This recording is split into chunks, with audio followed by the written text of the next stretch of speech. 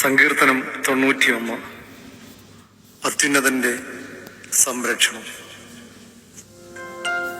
അത്യുന്നതന്റെ മറവിൽ വസിക്കുകയും സർവശക്തന്റെ നിഴലിൻ കീഴിൽ പാർക്കുകയും ചെയ്യുന്നവൻ യഹോവയെ കുറിച്ച് അവൻ എന്റെ സങ്കേതവും കോട്ടയും ഞാൻ ആശ്രയിക്കുന്ന എന്റെ ദൈവവും എന്ന് പറയുന്നു.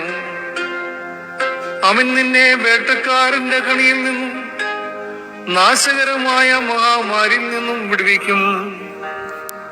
അവൻ തന്റെ തൂവലുകൾ കൊണ്ട് നിന്നെ മറയ്ക്കും.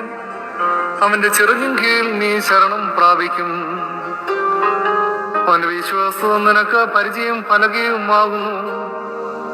രാത്രിയിലെ ഭയത്തെയും പകൽ പറക്കുന്ന അസ്ത്രത്തെയും ഇരുട്ടിൽ സഞ്ചരിക്കുന്ന മഹാമാരിയെയും ഉച്ചയ്ക്ക് നശിപ്പിക്കുന്ന സംഹാരത്തെ നിനക്ക് പേടിപ്പാനില്ല.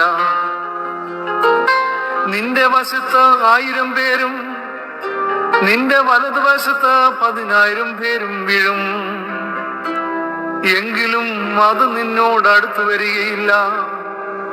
നിന്റെ കണ്ണുകൾ തന്നെ നോക്കിക്കാണും. ദുഷ്ടന്മാർക്ക് വരുന്ന പ്രതിഫലം കാണും. യഹോവേ, നീ എന്റെ സങ്കേതമാകുന്നു. നീ അത്യുന്നതനെ നിന്റെ വാസസ്ഥലമാക്കി ഇരിക്കുന്നു.